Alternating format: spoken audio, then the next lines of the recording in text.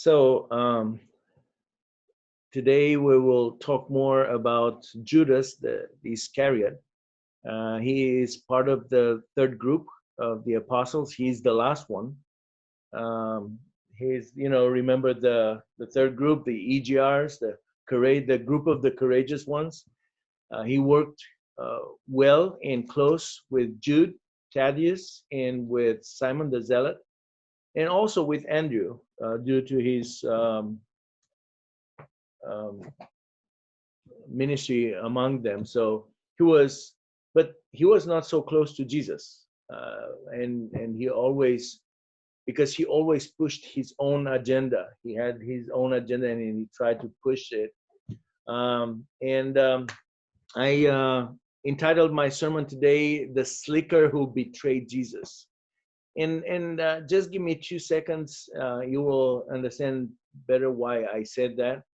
Um, he um, a city slicker is a person who is sophisticated, and he values generally things that are more with the urban dwellers, and he is regarded as untrustworthy. Judas Iscariot is the only apostle associated with his town. All the others were associated with their um, nickname that Jesus put to them, or with their father. But Judas was associated or identified with his place, with his city, with his village. Um, every time when he is introduced as Iscariot. And Iscariot comes from the Jewish Ish and Kerioth, the men of Kerioth. The word Ish comes from the same root with the verb anash, emphasizing weakness, okay? And the word means to be weak, the weakness of mankind's that tendency to be together, to clan together, and clan up, and have strength in numbers and social stratification. So it either means to be weak or even to be sick. And this is why you have in Hebrew the word enosh, that means man, a man who is weak yet social. So the noun ish, men, means men, rather men of, or like it's used sometimes men of a specific function, like men of war or men of earth. Here you have men of Keriot, Iscariot. Keriot was a town situated somewhere in the southern part of Judah. He was from Judah. So remember, Jesus' disciples were from Galilee. Jesus was from Galilee, but he was born in Judah, and he spent almost all of his life in Galilee. But Judas was from Judah, and he was like 100% Jewish. The Galileans were like a mixture between Jewish people and Gentiles. So if you want somebody who was, the best of Jesus' apostles, he was the one, Judas from Keriot, the men from Keriot. Um, the name Keriot is the plural for Kiria, means city. So if you translate, the whole thing is the men of the cities, or a city slicker. Judas Iscariot was from a kind of city that was like a union of human effort. And a lot of people come together because they love each other, because they are friends. But when people come together and this fellowship is motivated by money, when money drives people to come together, they are more lonely and heartless. And knowing that he was dealing with money among the apostles, this is the verse in John 13:29. Some thought that because Judas had the money bag, Jesus was telling him, buy what we need for the feast, or that he should give something to the poor. He was the one who had the money bag. It was not out of the blue. Uh, it was because he handled money before, and probably because the whole city was very into this.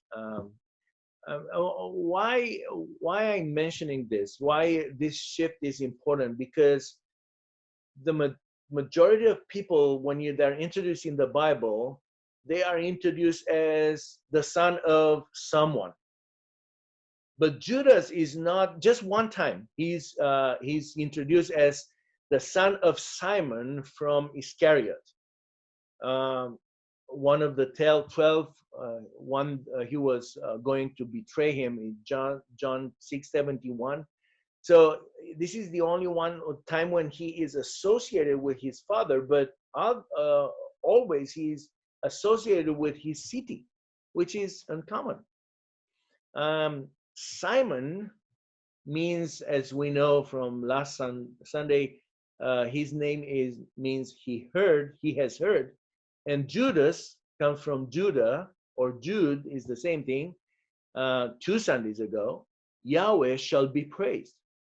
So now you have, so if you put them together, if Judah would stick with his family's name or family's dream, his life would be about the dream of his father to be a praise to Yahweh.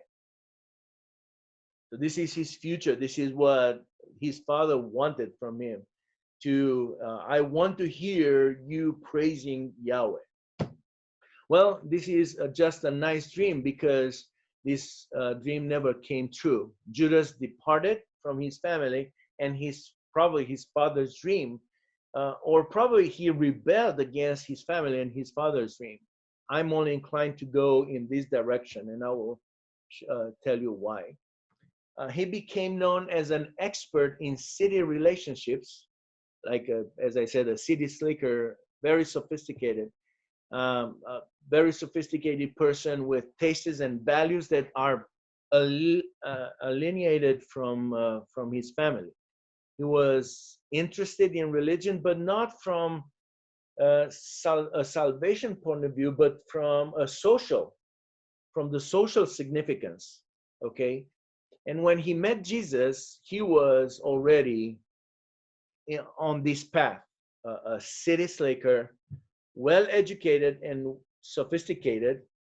Again, he's not from Galilee. Somehow, or when Jesus was in Judea, or he was in Galilee, or Judas was in Galilee, somehow he became one of the disciples, and Jesus chose him to be one of his apostles. Probably among the apostles and the disciples, he was almost the only one who promised so much for the future, because he was well educated, sophisticated, everything, 100% Jew from Judah. But he was untrustworthy. You couldn't trust him because the time he spent in that city, and all his life was all about it. How do we know this? Maybe you think, oh man, how you came up with this? Well, Jesus in his prayer in John 17, if you go there, talking with the Father about his apostles, he said this: while I was with them, I kept them in your name, which you have given me. I have guarded them, and not one of them has been lost except the son of destruction, that the scripture might be fulfilled. The word son of destruction, you hear this? Was not son of Simon, was not man from Iscariot. He was son of destruction. The word destruction in Greek is apoleia. And you don't have to remember this, but I will make a point here. So the word destruction is apoleia, and the same word apoleia is used by Paul to describe the Antichrist. In 2 Thessalonians chapter 2, verse 3, he says this, Paul says this, let no one deceive you in any way, for that day will not come unless the rebellion comes first, and the man of lawlessness is revealed, the son of destruction. The same word, apoleia, the son of destruction. Just to put this into perspective, Judas, the Iscariot, and the Antichrist have something in common: the destruction. Judas was a city slicker used with manipulation and city games. He was not a peasant. He was not like, oh, I'm not a farmer. I'm a city boy. He was untrustworthy, and as the Antichrist will be, and if you read more about the Antichrist from Daniel and Revelation, he will be motivated by money and army and the host and also rebellion. So they have something in common: destruction, money, and rebellion. He was not interested to follow his father's dream and his family's religious drive. He was more interested to follow the money and the success. Each person, like Judas, has been raised in a moral and cultural environment, developing their own worldview, either godly or ungodly. When they experience rebirth or being born again, this alters their worldview and the whole life. And I was just thinking how unjust it seems at times that good moral and caring parents must live with the tragic consequence of the decisions that their children choose to take. And I was just thinking of Simon and Judas. Simon had, huge dreams about his son, but his son departed, and he was more associated with the city than with his family, with his father and his forefathers. So he's a city slicker, but also when he became an apostle, I call him a church slicker. A church slicker. Judas the slicker was chosen by Jesus from a multitude of disciples to be one of his disciples. So Jesus chose him, okay? He knew what he was doing. He knew that the apostles were the gift of the Father to him. And Judas was part of the package. Jesus received Judas as part of the Father's gift, but he knew who Judas was. In John chapter 6, verse 70, when Jesus preaches a hard-taken sermon, a lot of disciples just left him, and Jesus said, hey, why you are not going? And the apostles said, where should we go? You have the words of life. And Jesus answered them, did I not choose you, the 12? Rhetoric question, right? And yet one of you is a devil. This is 1 year after 1 year of ministry. After 1 year, Jesus said, I chose you, okay? And I know one of you is a devil. Jesus haven't said, hey, Judas had a devil in him. No, he said he was a devil. Now, the word devil in Greek is diabolos. In Greek means slanderer, diabolos, slanderer. Someone telling the truth or a lie to discredit someone, to ruin the reputation of someone else, okay? After this time, Jesus said, after 1 year, he said, I chose you from the beginning, and I knew he is a devil. Although I chose you, and I chose him too. And Jesus knew that Judas will betray him. This is the situation when all but the 12 left Jesus, and Jesus said to the 12, go. And they said no. Judas said no with them. Okay. And the scripture is clear about the role of Judas in this situation. In Psalm 41 verse 9, it says it's a prediction, it's a prophecy about Judas. Even my close friend in whom I trusted, whom ate my bread, has lifted his heel against me. Jesus used this talking about Judas.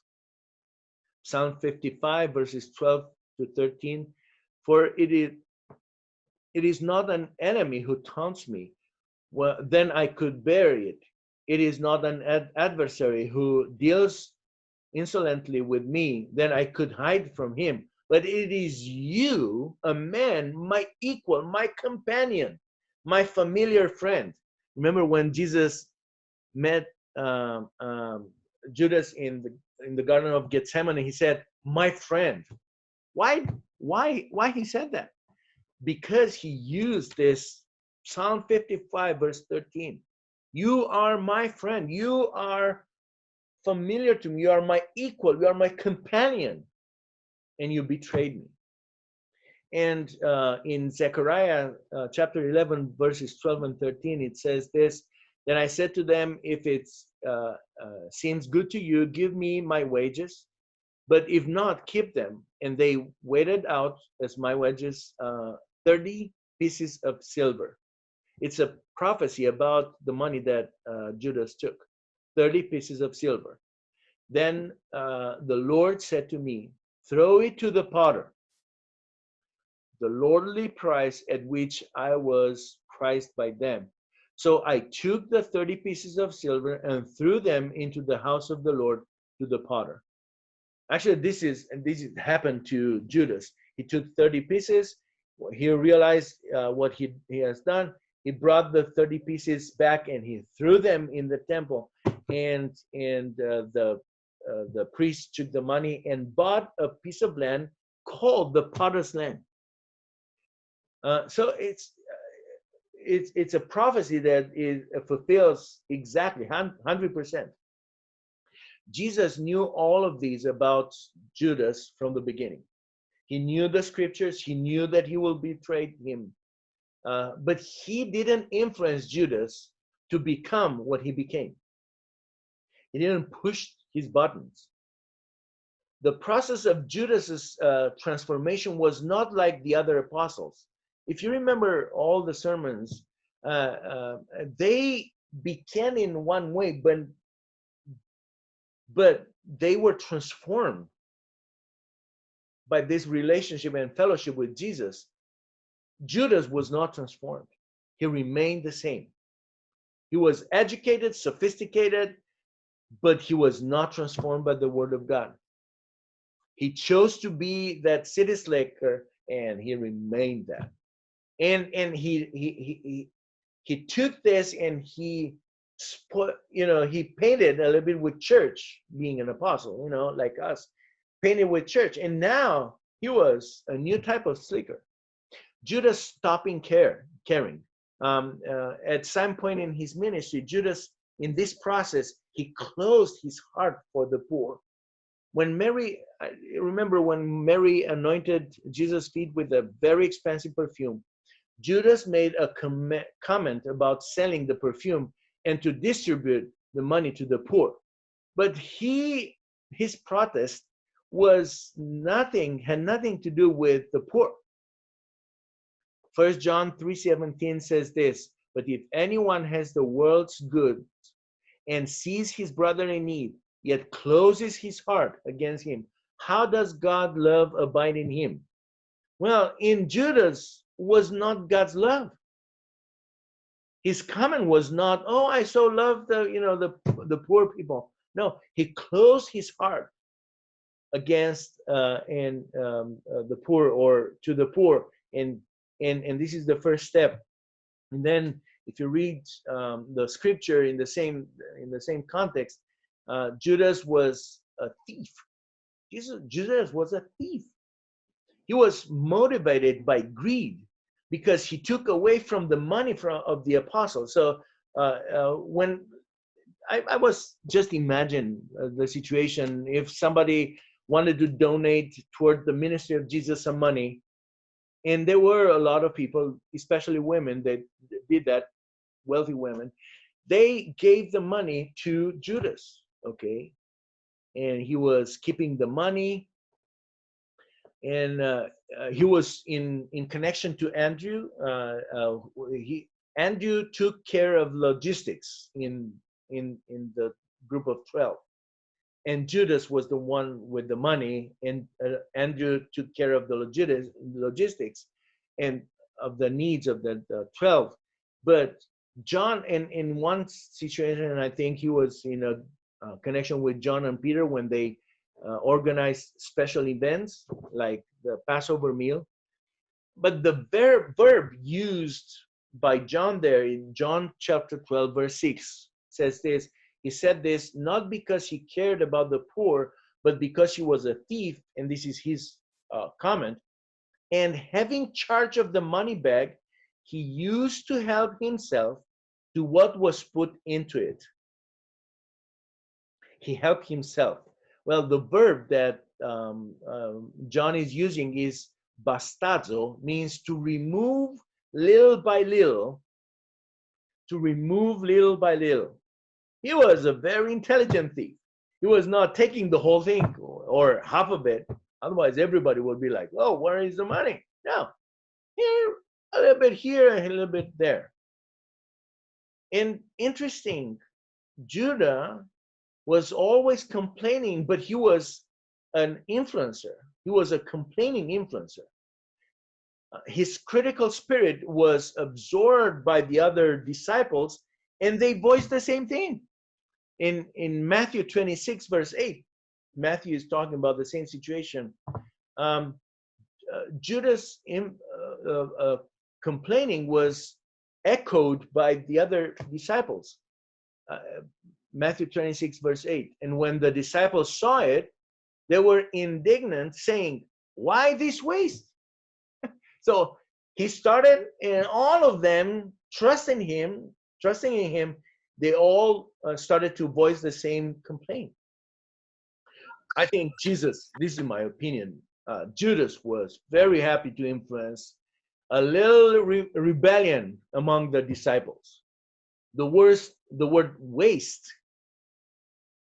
I told you I will come back and why I said that. You know, the word waste in Greek is apoleia. Remember the word apoleia? Is destruction. Why is this waste? Why is this destruction? The son of destruction influenced others to see something as destruction but not worship. This is why Jesus turned their eyes from the hypocrite Judas Iscariot, the city slicker, from their eyes from him and from his proposal. Oh, this is a waste, this is a destruction. And he turned their eyes toward worship again. Judah was so undercover that he influenced the other disciples into his sick morality. Judas was overcome by temptation later on, and on the Tuesdays before Christ's death, Luke says Satan entered into Judas, and he met and he brought the priests and captains and the little army with him, he met with them and he made plans. Now that was Tuesday. Wednesday, during Passion Week, they were in Bethany. Jesus had not moved from there. Thursday, he sent John and Peter to prepare the Passover meal, and he didn't know where. Judas didn't know where. And now, when they were few days after, during the Last Supper, Judas thought more about selling Jesus, and the devil had already put into his heart the inclination to betray Jesus. And later on, Jesus said, okay, go and do whatever you want, do it fast, because Satan entered into him. Now, Judas made a conscious choice to betray Jesus, was not influenced. He did what he wanted to do. Judas' story, I think, teaches us to guard against small but gradual failings that gain strength and power in our life. Okay, he was a city boy, and he was, very into this. But then he became a disciple. He carried that on. He was rebellious against his father and his family. He started this city relationship and motivated by money. And now he moved into a select group of people, and he's the same person. He never changes. And you see how little by little, by the end of his ministry, of Jesus' ministry and his own ministry, he is totally transformed. So I think this story is a great reminder that appearances can be deceiving. Jesus thought, many will say to me on that day, Lord, Lord, did we not prophesy in your name, and in your name drive out demons, and in your name perform many miracles? Then I will tell them plainly, I never knew you. Away from me, you evildoers. This is Judas. I never knew you. Who are you? Away from me. And my third point in this sermon is, he's not just a city slicker. He's not just a church slicker. He's also a hell slicker. Each of the gospel writers depicts Judas as a betrayer or a traitor. All of them they use him as like the last apostle in the list, and always Judas, the Iscariot, Judas Iscariot, who betrayed Jesus. He betrayed his friends. He betrayed his master because he was who he was. In church, he was always a slicker. He was always a troublemaker, disappointed by Jesus, greedy, hardcore hypocrite. He betrayed Jesus by the end. Now, we are in that Thursday when Jesus, during the Passover meal, he talked to them, he told them a lot of things, and then he washed their feet. And Jesus said, one of them is, you are not clean. He was not clean. He was a devil. Coming back, he came back. So Jesus washed their feet, and then Satan gets into him, and then he went out to bring the little army. It seems like there were like I read somewhere they said there were almost 600 soldiers. Who knows? Maybe yes, maybe not. I don't think it's impossible to think of this, because remember when Paul was escorted, there were like 700 soldiers escorting him. So, coming back to Judas, so Jesus took the Lord's Supper with the 11 apostles, and that they went out in the Garden of Gethsemane. Now, Judas came back to the upper room, but where is Jesus? He's not there anymore. So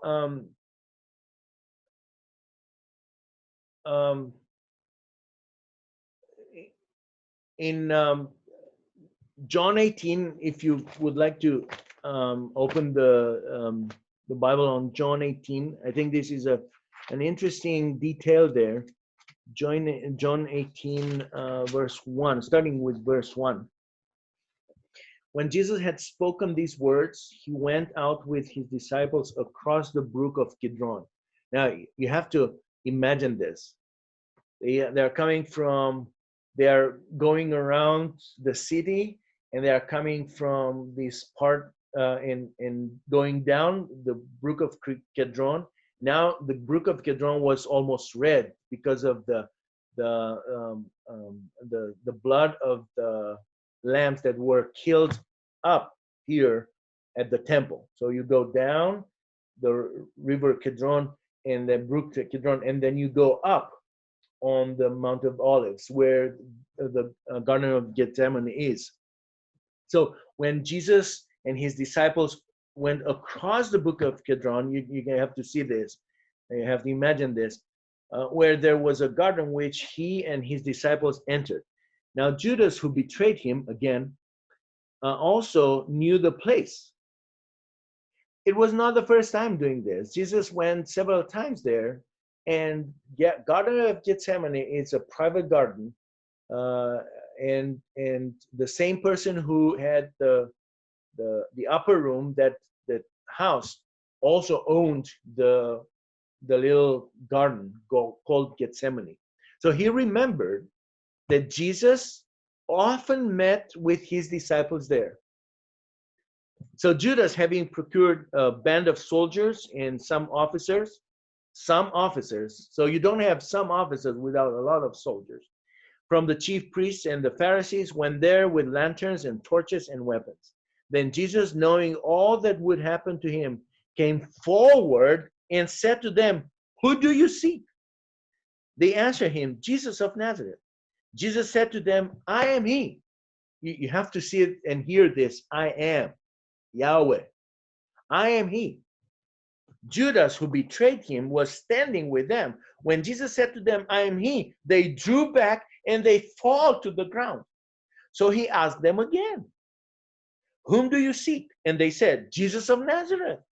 And Jesus answered, "I told you that I am he. So if you seek me, let these men go." Jesus came forward. Jesus came forward, was not need to Judas to kiss him. They spotted him, okay? They knew who he was. But interesting, when you read the other gospels, you see Judas coming forward and kissing Jesus. Why? Because that was part of the plan. He didn't let Jesus to ruin his plan. Okay? Jesus kind of ruined his plan because he was making these steps forward, the whole conversation. And now you imagine Judas coming forward and kissing Jesus. Why? You don't need to do this anymore. But Judas did. Judas did. You understand more about him when you see this. He's always his agenda, his plan. I'm doing whatever I want. I leave my family alone. I don't want to follow this. I'm with Jesus, but I follow my plans. My money, not their money, my money. And you see, always is about him. He's so selfish. He is almost hypocritical in his selfishness. Luke chapter 22, verse 47 to 48. While he was speaking, there was a crowd, and Judas, it was that man Judas, one of the 12, was leading them. He drew near to Jesus to kiss him, but Jesus said to him, and this is Luke 22, 47, 48, "Judas, would you betray the Son of Man with a kiss?" Now, he didn't say, "Would you betray me?" He said, "The Son of Man." You know who is the Son of Man? Read Daniel chapter 7, verse 13 and 14. The Son of Man is the one who will lead the last empire of this world after the Antichrist. For 1,000 years, the Son of Man will receive the kingdom from the Ancient of Days. And Jesus said, "I am the Son of Man. With a kiss you betray the Son of Man." Judas was angry because he gave them Jesus. He received the money. But now uh, we are in Matthew 27, verse 5. Uh, sorry, verse 1 to 5. The first 5 verses. This is so interesting. So uh, he was very angry because his plan didn't work as he wanted. His agenda was not followed. So he followed his agenda with his disciples, with Jesus even, but now something is going wrong in his mind. Let's read Matthew 27, verse 1. When morning came, all the chief priests and the elders of the people took counsel against Jesus to put him to death. And they bound him and led him away and delivered him over the Pilate the governor. Then, when Judas, his betrayer, saw that Jesus was condemned, he changed his mind and brought back the 30 pieces of silver to the chief priests and the elders. By the way, 30 pieces of silver is like 200 euros today in our money. Saying, I have sinned by betraying innocent blood. They said, what is that to us? See to it yourself. And throwing down the pieces of silver into the temple, he departed and he went and hanged himself. His plan, his agenda didn't work. I will die as I want. This is all about me. In conclusion, I would like to. I know it's been a while. Was a long sermon, but just think about this. He lived his life as he wanted. He thought he will make Jesus to do his move.